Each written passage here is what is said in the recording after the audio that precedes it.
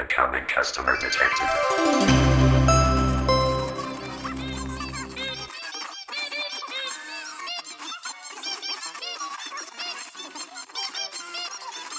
Keep your eyes open, boys. We need to have a serious talk! Hello, my fellow lords, ladies, and lieges. Welcome to Blind Gamer Plays. My name is Ira, and today we are going to be doing Mountain Blade 2 Bannerlord. This is an interesting game. I've got probably a good 100 hours worth of playtime in it, and I thought, let's do a playthrough of it and see how things go.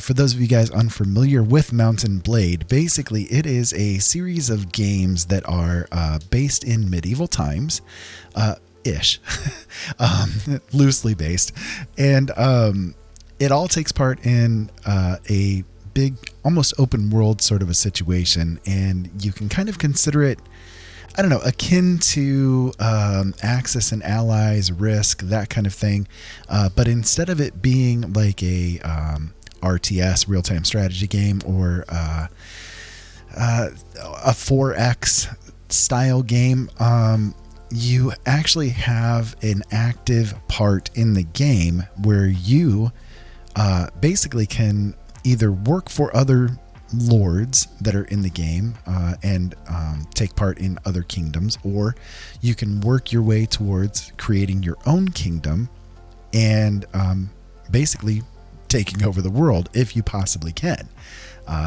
It's possible, but it is with great difficulty that such things can be done. So the interesting thing with these games is that the battle system can be done either by having the AI do it for you, or you can go in and directly participate as a warrior on the field, commanding your troops in battle to win out the day over the attacking parties. So it's a very interesting game, and I thought, hey, let's go ahead and do a playthrough of it because I have a lot of fun with it and you guys might be interested in picking it up too. So, once you've gotten past the main menu and loaded into a new game, we're doing a sandbox game, not the campaign. There's some subtle differences between the campaign and the sandbox mode. But primarily, when you're doing the campaign mode, you're sort of being led through a series of tutorial missions until you get to the point where you begin taking over other lords and become your own kingdom. It kind of leads you to that point and then stops holding your hand and lets you go from there. With a sandbox game, you still have that same kind of goal, but there's no leading you there. You're on your own doing it. And personally, I prefer doing the sandbox mode just because the story is and it's just kind of more fun for me to jump in and see what I can do once I'm in. So when you start a new game, regardless of whether it is sandbox or campaign, you are faced with this choice of basically which kingdom you are going to start out belonging to. This does not mean that you are going to be a warrior for this particular kingdom or anything along those lines. You're not a lord within the kingdom. You're just one of this kingdom's culture, so one of this kingdom's people.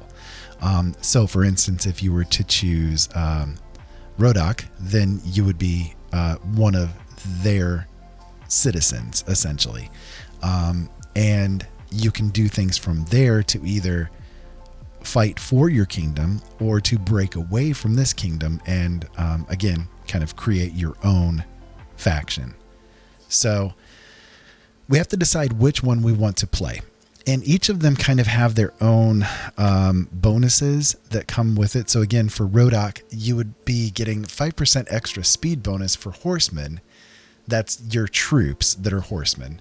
And 10% more upgrade XP from battles, which means that your troops basically would be getting extra bonus XP to level themselves up later. If we were to choose the Palatine, then the bonuses for them are a 10% more upgrade XP from battles and 10% construction speed bonus to town projects, wall repairs, and siege engines. So the main differences as far as the faction goes are the troops act a little bit differently, although basically infantry is infantry, archers are archers, and horsemen are horsemen. But it's the skill set and the weapons and armor that they use within those troop trees that make the difference. And some of them are a little bit more powerful than others. Some of them are more powerful as far as infantry goes, but are weak in archery. Some are really good with cavalry, but not with infantry or archery. So it's kind of a, you got to figure out which one you want to have as your biggest bonuses, I guess is the best way to put it. But don't feel that you're limited. Like, for instance, if you start out in the Republic and you get these bonuses that are part of the Republic, and you start gathering troops that are Republic troops, you're not limited to only having Republic troops. You can force yourself basically to be constrained within that limitation, but you do not have to do that. You can get troops from any other faction as long as you can go to that faction's territory and basically recruit using gold to get their soldiers.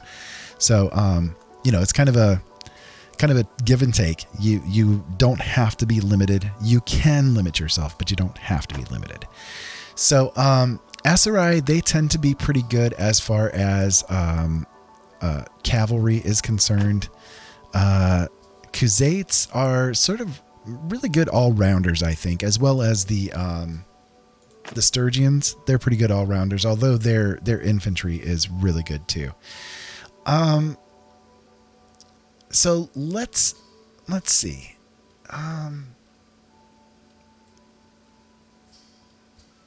I guess we can do Vlandians. They're pretty good middle of the road sort of a situation, and they get a really nice bonus of 20% extra XP for the troops.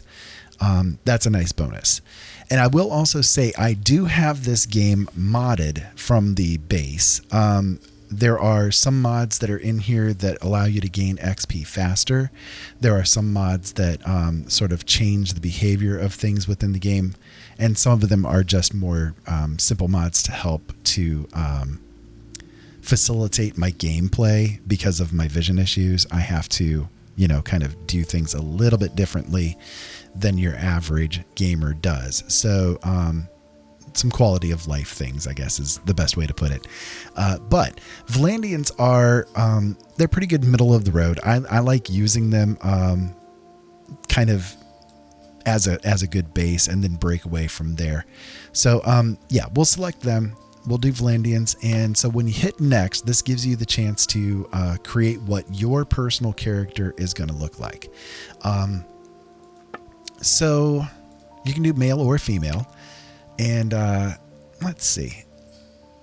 I guess we can randomize all and just kind of go with a base from there. Wow, that's a kind of a crazy looking one. It looks kind of cool, I guess. Let's see. We can do something with that hair.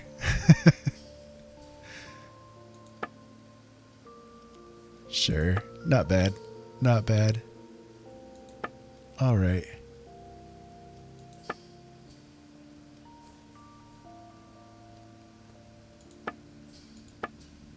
There's the hair. Okay. So let's see. Give him a decent beard, I guess. A nice beard. Controlled beard. And, well, let's see. Sure. A little bit of bushy. That'll work. That'll do. Not too bad. And, sure, we'll go with like kind of a standard redhead there. And then on this one here, in case you might miss this little corner one here, this allows you to like do facial designs or tattoos and scars and that kind of thing. So, yeah, it's pretty cool. All right. We'll just kind of go middle of the road. That'll work. Not too bad.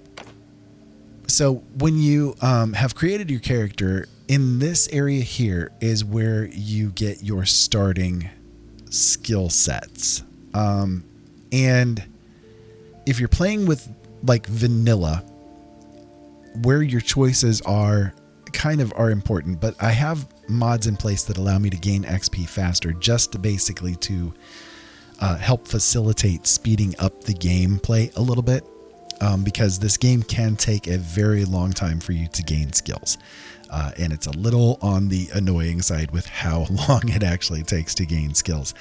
So I'm not as concerned about it, but we will go through things here. So your family, this allows you to choose what your family came from. So if they are Baron's retainers, then you get 10 skill levels and 1 focus point to writing and polearm, and an attribute point to social.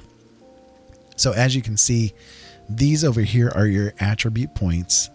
Okay, so sneak, so social, cunning, all of these things right here.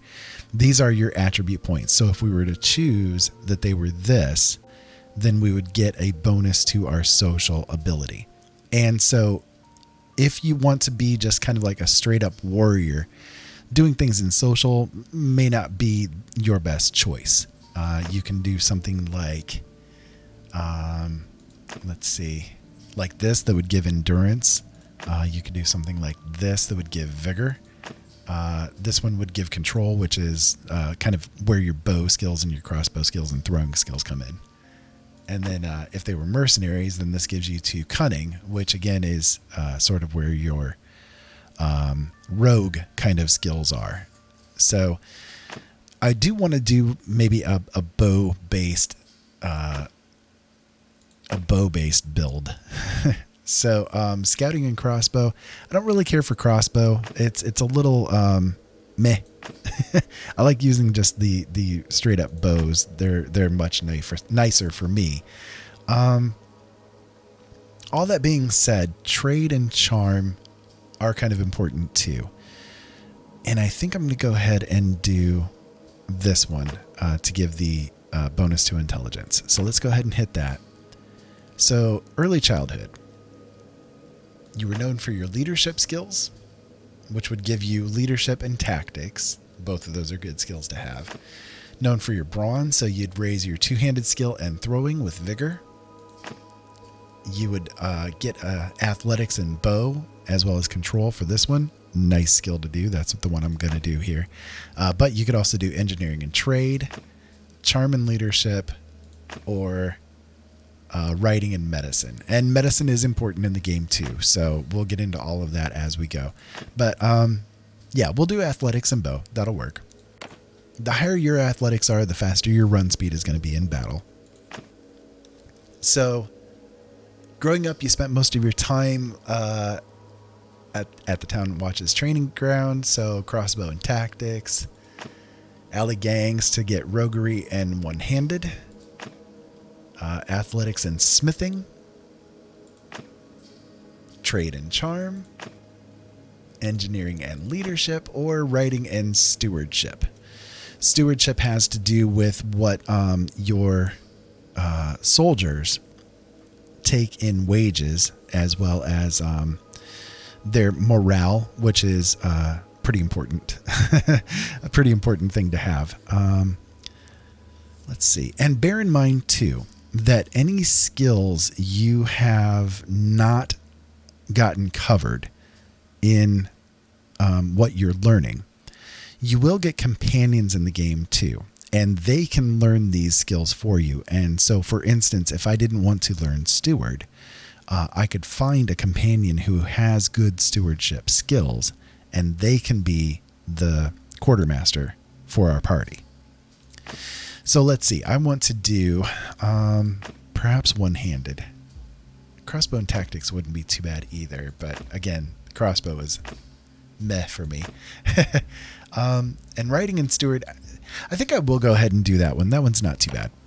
Okay, so as a youngster growing up in Calradia, war was never too far away. You trained with cavalry, which gives writing and polearm. Polearm I don't ever really use, but writing is nice. Stood guard with the garrisons to get crossbow and engineering. Rode with the scouts to get writing and bow. I'll definitely do that one. Trained with the infantry to get polearm and one-handed. throwing one-handed for joining the skirmishers, or marched with the camp followers to get roguery and throwing. So I'm definitely going to do the riding and bow. That'll be nice. So our young adulthood, before you set out for a life of adventure, your biggest achievement was defeating an enemy in battle. So, okay. In this section right here, you see where it's got the +1 to Valor, +20 to Renown. If you select this one, this gives you +1 to Calculating, +10 to Renown. So Renown is used basically to purchase special effects for whatever kingdom you are a part of. And that's whether you're a king for them or whether you are a lord within that faction. The more renown you have, the more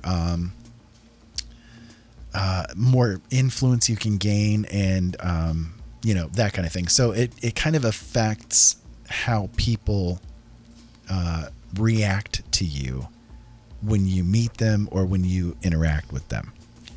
And then as far as the +1 Calculating, +1 control, +1 control, +1 Valor, and then this one, which is Mercy, Generosity, and Honor. Those are used in conversation interactions with other lords. So you'll kind of... Some of the things that you do in the game, you have to interact with other lords and get them on your side in the conversations by talking to them about different things.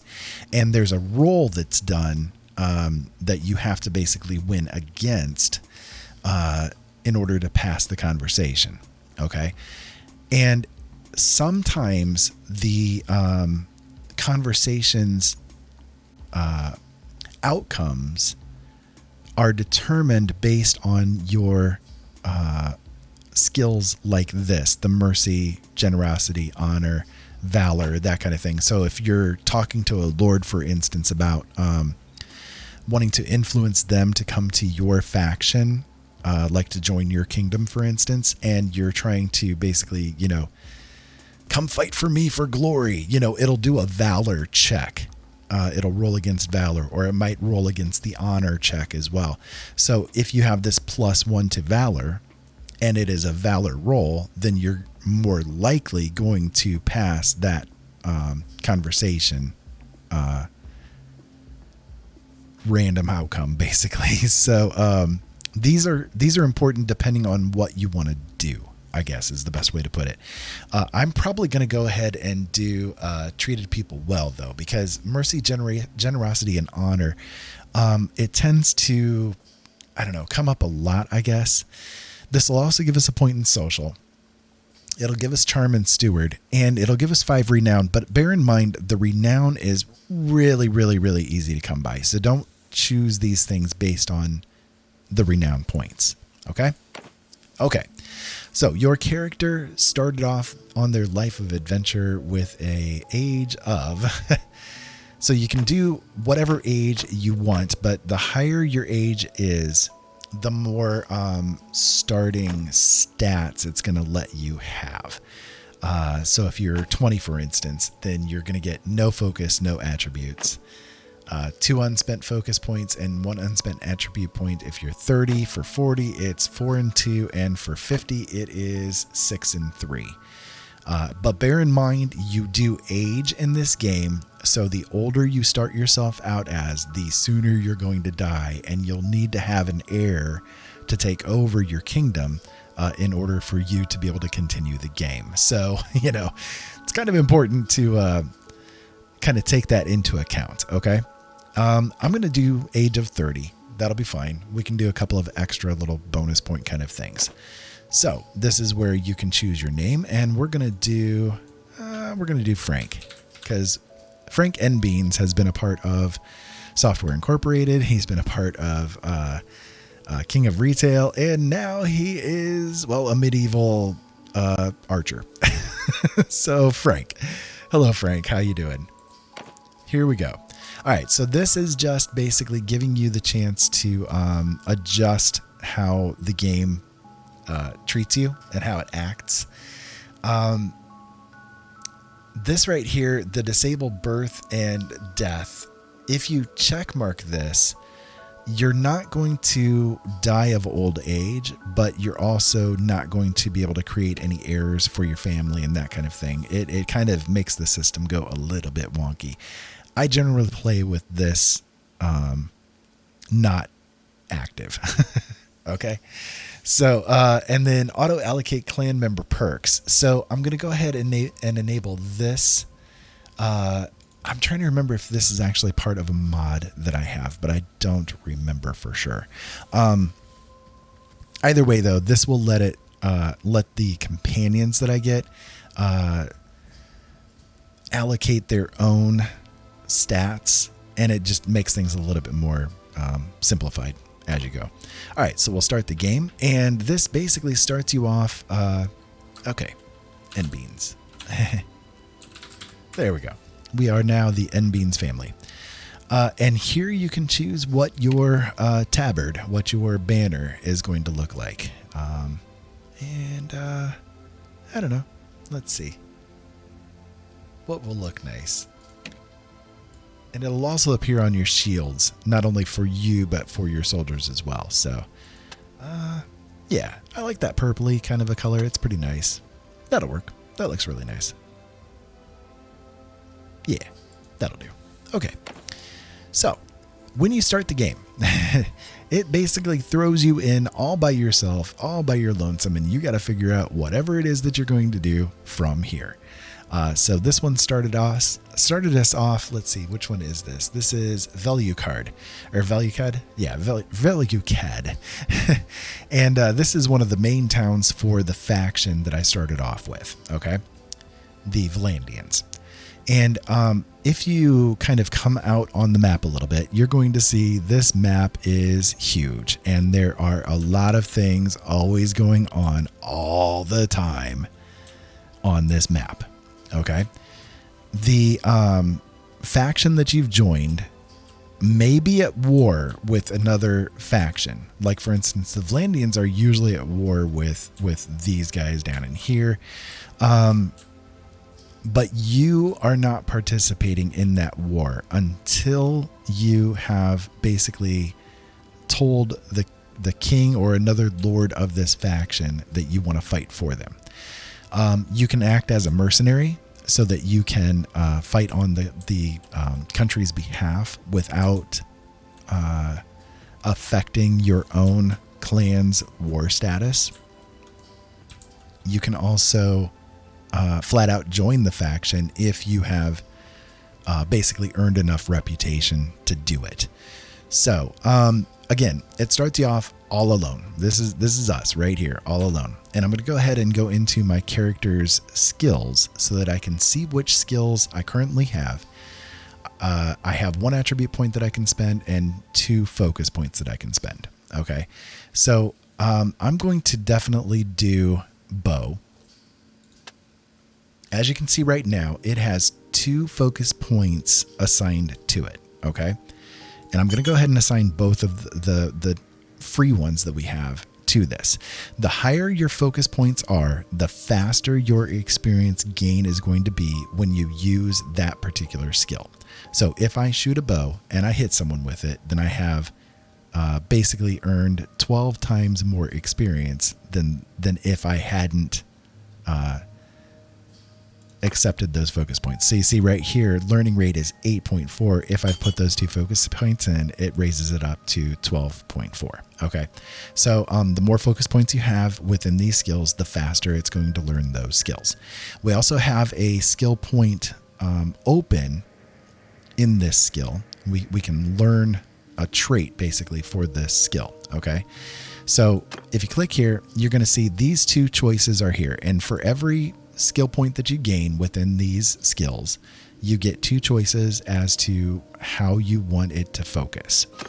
Some of these things will affect what happens with you, and some of them will affect what happens with your troops, and some will affect both. Okay, so bow control, for instance, reduces the accuracy penalty by moving by 30%.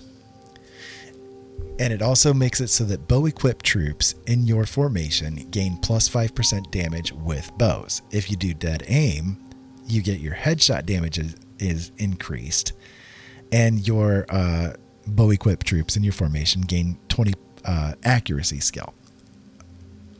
I'm sorry, yeah, 20 archery skill. So depending on how you want to influence how your troops act, you will make choices in these skills, okay? Personally, I'm going to do bow control because the accuracy penalty by moving in this game is horrible. So I always go with this one, always. All right. We also have a point in this one that we can spend. This is, this is riding. So we can choose to increase our charge damage by 20%, and our mounted troops in our formation will get a 10% charge damage. Or we can do increasing our maneuverability by 10%, and our mounted troops get plus 30 to their riding skill. Now, personally, I usually do this one right here because charge damage can do a fair amount, okay? And maneuvering, it's not that dramatic, okay? It's not that dramatic. So yeah, I'm going to do full speed. And then we have one focus point that one attribute point that we can spend. And I'm going to go ahead and spend it on control so that I can get more. That's endurance. I don't want to do that one. There we go. Control, so that I can also get a little bit of a bonus to the learning speed within here. Okay. As you can see right now it's 1320. Whereas before it was 1240. But it also makes it like the higher these attributes are, the more of those skills you can learn. So as you can see, these are in green.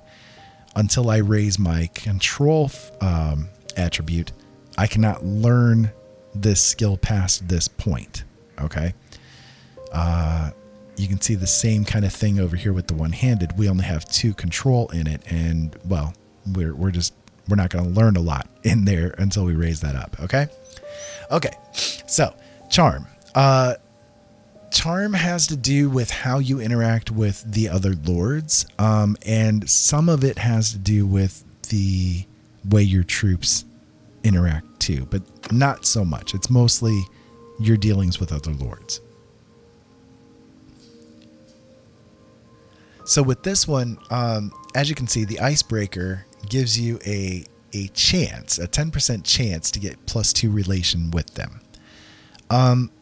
That's not really all that much. Whereas the 15% reduced barter penalty actually is really beneficial because you sell and buy items a lot in this game.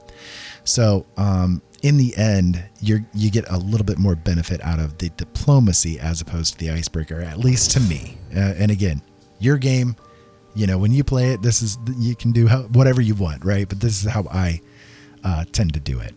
Okay, so we're all set up here, and I have a feeling because of the mods that I have, as soon as I kind of start moving around or doing anything, it's going to raise my level again. So we'll have to go through a little bit too. Anyways, so again, we start off by ourselves. We are all alone. We have no other members in our party at all. We have a horse, we have a bow, and that's about it. So we need to figure out what we're going to do as far as how to not only like what to do in the game, because again, open world, it's a sandbox. You're on your own. You can do whatever the hell you want to do in this game, right? But we can also need other people joining with us so that we can get a little bit of protection too, because there is a lot of crap that can happen and go wrong in this game. So I'm going to jump into the town here real quick. And as you can see, yep, there we go. I got a level. So let me jump into here real quick and I'll just take care of it real fast. Okay, I'm going to max out the bow and I'm going to max out the riding because those two things are basically what I'm going to be doing the most of while I'm doing battles in the game. And I'll go ahead and do another point in control. So there we go. All right. So what I want to do in town here, and I'm going to kind of run around a little bit in this area to see if I can recruit some troops. Our reputation is really low. We don't have a name for ourselves, all of that kind of stuff. So our amount of people that are going to be available to recruit is going to be probably woefully low for quite a while. But you can see we can have a total of 83 troops in our formation. Okay. In our party. That's a lot. And you have to kind of, yes, you can have 83, but can you afford the 83? Because you have to pay wages to everybody that you have in your army. Okay. And you also have to feed them. So just something to bear in mind. So I'm going to go ahead and recruit all 5 troops though. That'll be fine. Let's go ahead and do that. That's going to cost us 100 gold. We have 1,000. Okay. So that gives us 6 people in our army total. Not very much. Not very much. As you can see, there's 63 in that guy's army. There's 146 in that guy's, so, yeah, we're a little behind, in the amount of people that we have. Let's hit this village up and see if they have any troops that we can recruit. I'm just going to kind of, I don't know, get as many as we can here to begin with so that we can start doing a little bit of battling. Because we'll probably run into looters like real soon. Okay, let's see. We'll recruit here, and they have 2 troops available, so we'll go ahead and grab both of those. There we go. And I don't know. We can see if there's some over here too. Yep, there's a few. There's a few. Okay, so you can see we're at 15 for our army now. So if we look here, if we hover over this, okay, this tells us our current gold dinars. Okay. And,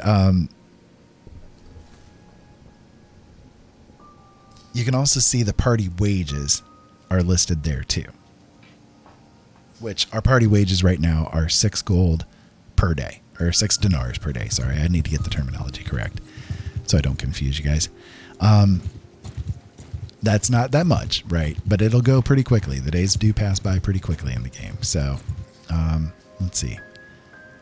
That is just kind of a random faction. I have a couple of mods that are installed. So some of the mods add like new factions to the game that aren't in the base game. And some of them are like automatically enemies to you. And some of them are like automatically friendly, basically. Okay, so we gained a level just by kind of maneuvering around. And okay, so this stuff that's popping up right now, this is part of the mod that I've got. So you can see right there, these guys just went red. Okay, so they are in one of the AI factions that's created by a mod that basically automatically goes to war with everybody. And now that we've kind of maneuvered around a little bit, the game is recognizing, oh yeah, you're a faction, you're a clan now. So it'll pop up with a bunch of these here. And it's kind of annoying, but it is what it is. Yeah, so we'll just close these. So it's like basically you automatically are declared war against by these different factions, no matter what you do. So we're going to wander around just a little bit, and we're going to see if we can find any battles that we can get into, just so that we can start gaining experience for ourselves as well as for our troops, because we need to start kind of building up what we've got. And I don't necessarily want to get more troops at the moment, at least until we've gotten a couple of battles under our belt and we've gotten some loot that we can sell. So just kind of wandering around, and you can keep an eye over here. This gives you the amount of morale that your party has. Morale is important. The higher your morale is, the better your troops are going to be in battle, and the less likely they are going to be to flee if they're injured, or kind of being routed, basically. And then this, which we do need to take care of, this right here is how much food you have on hand for your army. Okay, so I noticed we're in the red because we've only got basically 1 day worth of food left for the troops that we have. So we need to go basically to one of the villages or one of the cities and buy products, and we can get some grain and that kind of thing. It's going to cost a little bit, but that's okay. We've got enough gold for it. So what happens with the food system and the morale is the more different types of food you have available for your troops, the higher your morale bonus is going to be. So this will cost us 56.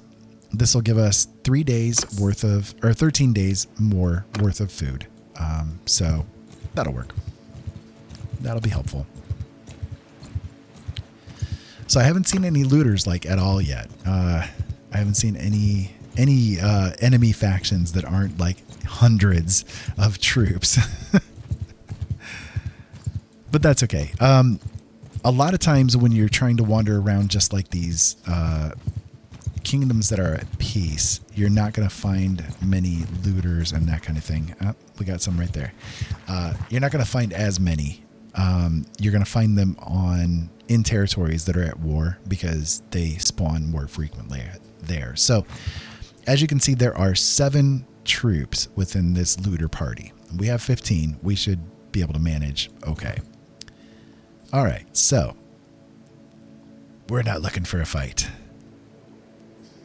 Neither am I. If you surrender, otherwise, you'll never take us alive. Okay, so this pops up. Now you can see up here, this will give you like the basic information about the battle that's going to take place. We have 15 troops. They have 7. And we can have either ourselves go in and lead the charge, or we can have the AI handle the battle for us. You send troops and that'll handle the battle for us. But we're going to go ahead and do the attack because we want to have some fun, right? Now, I will warn you, we will suck because we don't have really good equipment and we don't have very good skills yet. But as you can see, we do have our bow equipped. There are our fine men. Hello, men. And the looters are probably coming in at us here. So if I... let's see. My game is freezing up on me. Okay, for some reason my computer decided to freeze up on me there. But the looters are coming in now, and we can start attacking them. So we can have our men go in charge. And hopefully this is recording it correctly at this point. Split your skull. So we are, well, I mean, the looters are basically running away at this point.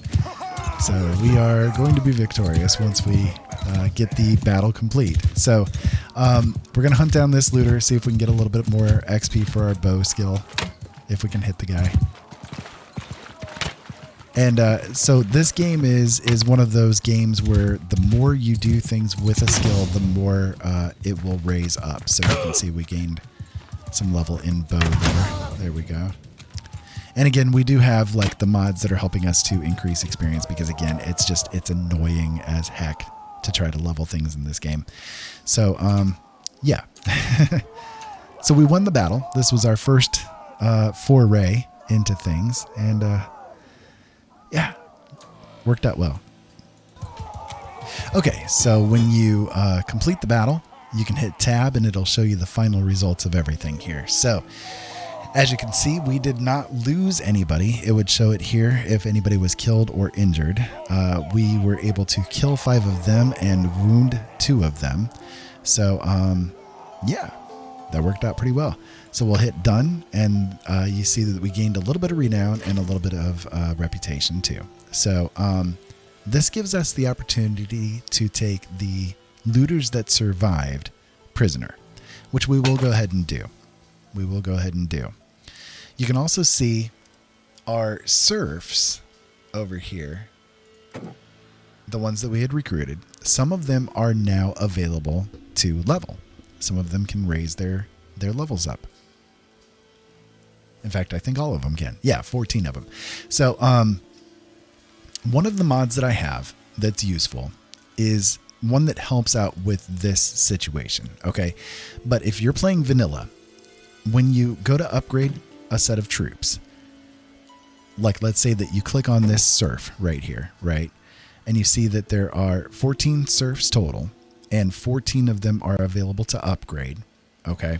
You can then choose what those troops are going to be.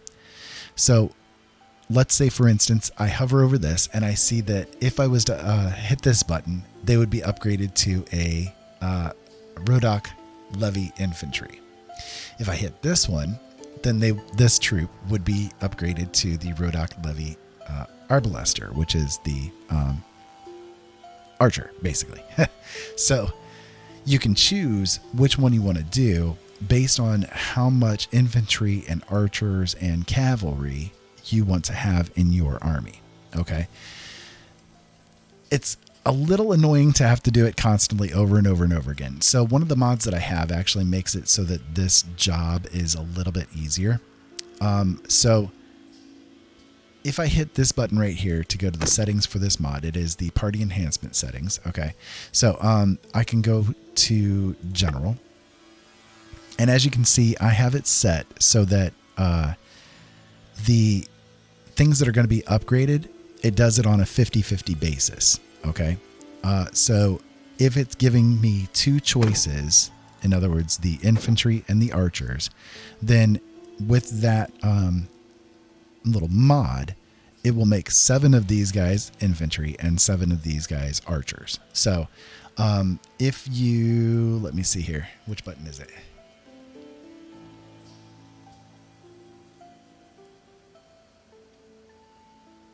Yeah, this one right here. So if I click this button, you're going to see now we have a set of archers and a set of infantry. And it was 7 and 7. And you can see it down here as well, 7 and 7.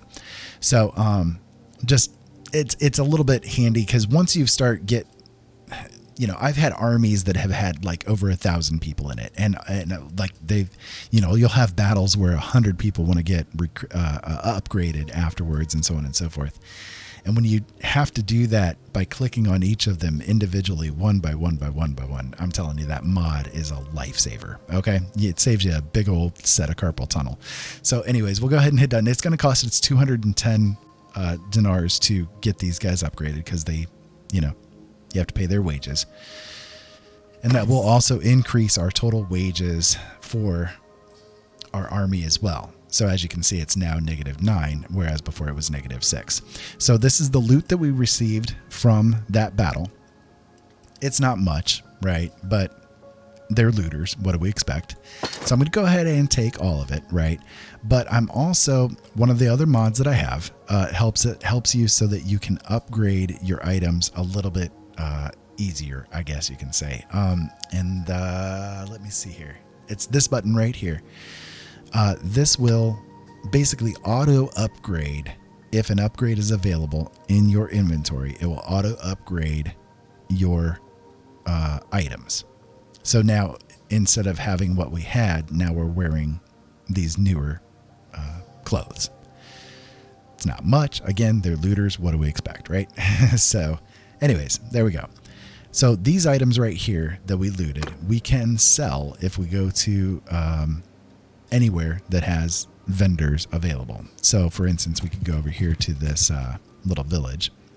We can go to buy products, and if they have enough gold, they have 1,000 gold right now. If they have enough gold, we can sell all of these goodies to them. So let's see. Yeah, I mean, we got a little bit. It's not much. It's not much, but hey, every little bit counts. So now we'll get an extra 342 gold to work with. So there we go. Okay, moving on. Let's see. Yeah, we need to leave. There's the button. I was trying to find the dang button. Okay, so that wasn't bad. I mean, we got our first battle in, and unfortunately my computer decided to really lag out there for some reason. I don't know if it was a problem with maybe one of the mods trying to load up and function, or if it was perhaps something going on with my system itself. But either way, we got it taken care of. So we'll try to see if we can find one more battle here. There's something. That is 24 people. That is 24 people of Sturgian deserters. So they have, let's see, they have 3 cavalry, 18 infantry, and 3 ranged.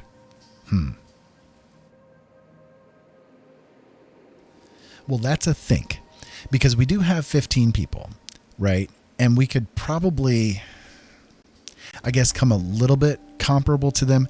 But with me being low skilled, it's probably not going to help very much, right?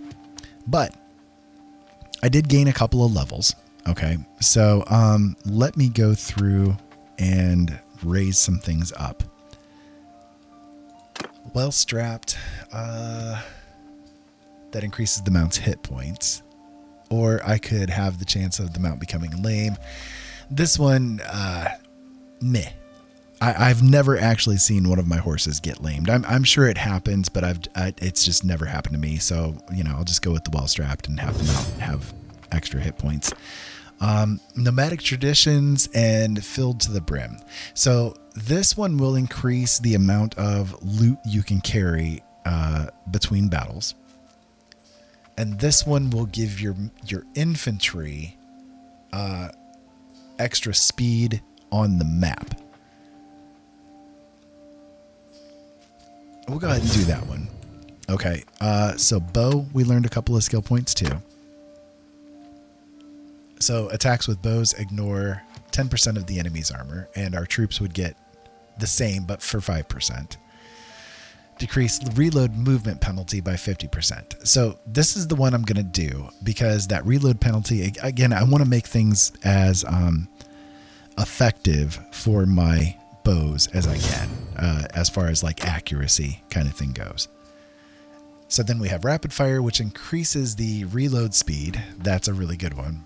Or decrease the accuracy loss due to rotating by 50%. That one, again, yes, that one does have an influence, but not as much as the reload speed does. So we'll go ahead and take the reload speed. We also have 4 focus points that we can spend. So I'm going to go ahead and do 2 of them in here, because I am eventually going to learn either one-handed or two-handed. It's very helpful to have that available. And let's see. I think I'll go ahead and do 2 points here as well, because I do want to start learning the medicine skill. Party consumes 10% less food. No morale penalty from having a single type of food. So remember, I was talking about the different, if you have different types of food, you'll get an increased morale bonus. Well, if you only have one type of food, you'll actually take a morale hit. They want to have variety, and your army walks on their stomach, right? That's the old phrase. And it really does apply in this game. So we can do either they consume 10% less food, or having only one item doesn't affect their morale, or party wages are 5% less and recruitment costs are reduced by 15%. Let me tell you, this one right here is the most valuable one, because you pay wages all the time. And this 5% less adds up a lot over time. Okay, a ton over time. Also, the recruitment costs being reduced by 15%. While that may not seem like a lot, when you're, again, recruiting like hundreds of troops, it makes a difference. So we're going to go ahead and do that one as well. Okay. Medicine, we don't have any skill points learned there yet. However, I'm going to go ahead and do the learning rate at 5, because we have the focus points to spend. I'm going to do that attribute at 5, because I want to start learning that skill. Okay. And I'll show you how to do that here in just a minute. I also have to decide whether or not I'm going to do two-handed or one-handed. And I will say eventually, it's not really going to take all that long, but eventually we will learn 5 points in every skill. We will have those points available. So it's just kind of a matter of which ones we want to do first. I'm going to go ahead and do the two-handed, I think, because two-handed is pretty fun in the game. You can do a lot of damage. I'm also going to do athletics. And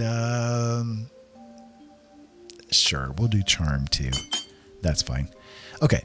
So, let me close that so that it saves. And let's see. Okay, so in order to get like medicine skill, stewardship skill, and that kind of thing up on any of your characters, whether it's you or one of your companions, what you need to do is go to your clan menu. So your clan menu shows anybody that's a part of basically your faction. So any lords that join your faction and that kind of thing, they kind of become part of your clan-ish if you marry into them and stuff. But your companions also are considered basically family. They are considered part of your clan too. So right now, obviously, we're the only person in our clan, right? But we do have this party that we're a part of. And you can have multiple parties as well that are part of your clan. You can have your companions lead another party, okay? But if you go to parties, and right now we have Frank's party, because obviously that's the only party that's there.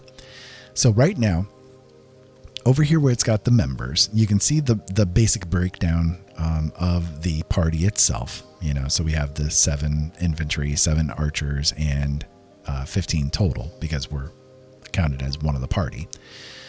Over here, you see where it has the role. Okay, so right now Frank doesn't have any role in the party. Yes, he's the leader, but he doesn't technically have any role to play in the party. If you click this button, you're going to see that it has Scout, Engineer, Quartermaster, and Surgeon available as roles. Scout, if you have somebody who has a scouting skill set as the scout in your party, you're going to see tracks on the map for other parties that have passed by recently. Engineer is used for siege battles, which we will get into eventually. But if you have somebody that has a high engineering skill, you want them to have the engineer role, and you'll get really nice bonuses when it comes to doing sieges in the game. Quartermaster is good for that stewardship. The stewardship skill influences the quartermaster. And the better your quartermaster is, the better trade value you're going to have when you do bartering. And also your party wages will be a little bit less, you know, all that kind of stuff. It's all dealt with by the quartermaster. And then finally there's Surgeon, which we're going to go ahead and choose for Frank.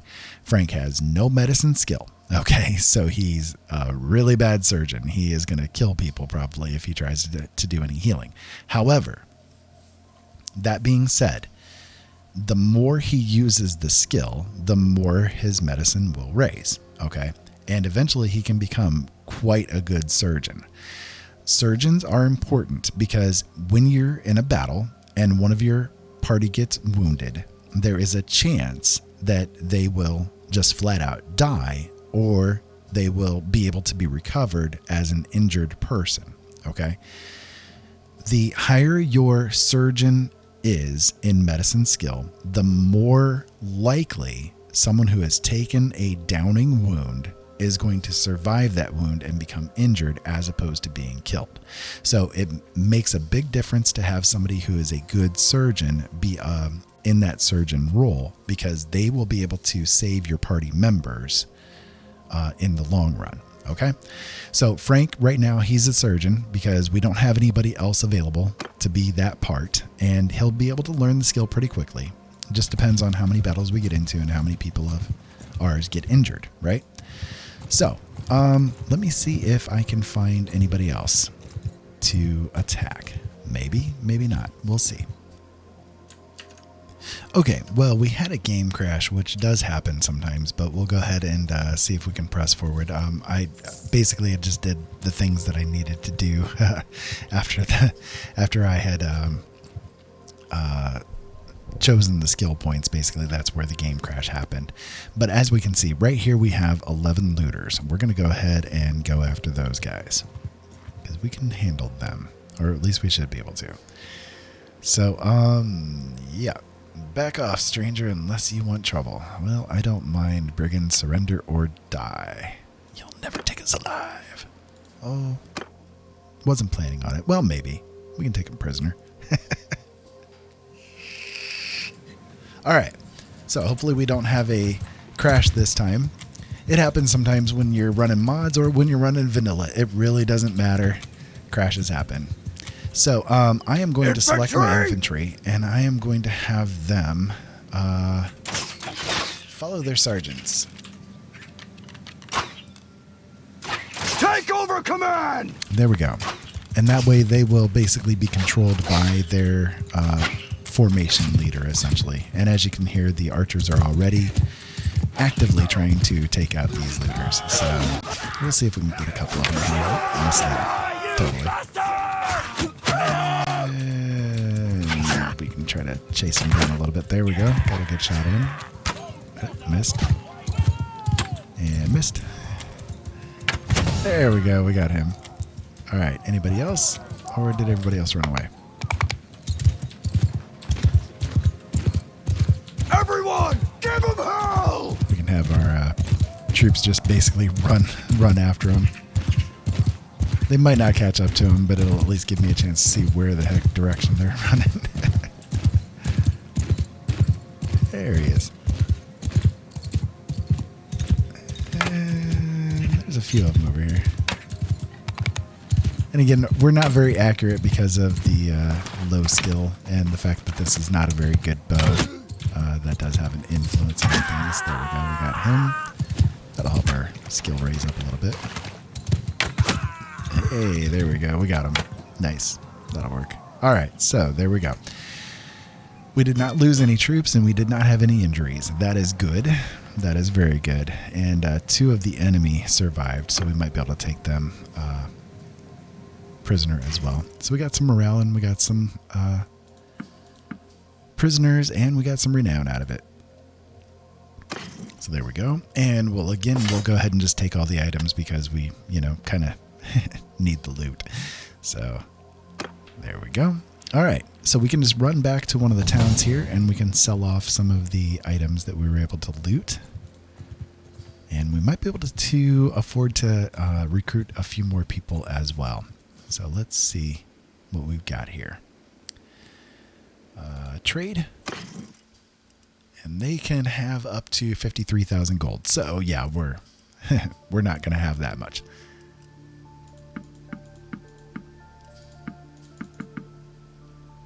Nope. I want to reset that. I did not mean to accidentally sell the grain there.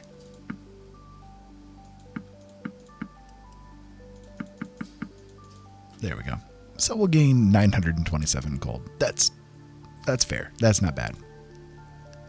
That will work. And sure, we can see if there's anybody worth recruiting here. Nope. It's likely an army just came through and took all the recruits. Now, one thing that we can do before we end the episode today is we can come in here into the tavern district and we can see if there is anybody companion-wise that is here that we can talk to and maybe have join us. But unfortunately, no. They would show up here, or you can kind of do 2 things. You can either go directly into it yourself and walk around and see if there's anybody there, or you can look up here, and if there was somebody in the town here that we could recruit as a companion, they would show up here. They're not there. So we can ransom the prisoners that we got, and they're not worth very much, of course. They're just looters, but sure, we can ransom. It's an extra 20 gold. So there we go. All right. Well, I think that I will go ahead and call the episode done at here. But I hope that you guys did enjoy this. I do plan on making this a series because I do love this game. I really do. It's a lot of fun.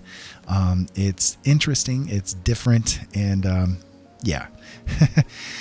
So if you guys did like this video, make sure you guys hit that like button. And if you enjoy what I do, make sure you subscribe to the channel as well. I do come out with new content every day, and I try to make things as fun and interesting as I can. At least, if nothing else, you guys can laugh at the blind guy flailing around as he's trying to do things. And let me do the dad moment. I do this in every video. Did you guys have a little something to drink today? Did you eat anything? If you weren't able to really eat anything, at least grab a bite of peanut butter or something. Give your body a little something to go on. It'd be helpful. You'll feel a little better from it.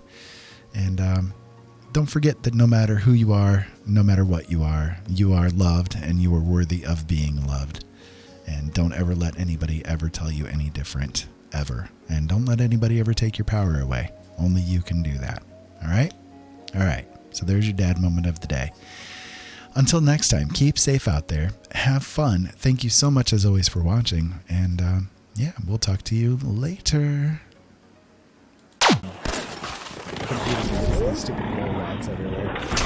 Hello, Rose. I saw you taking a little detour out there to talk to that overseer of yours.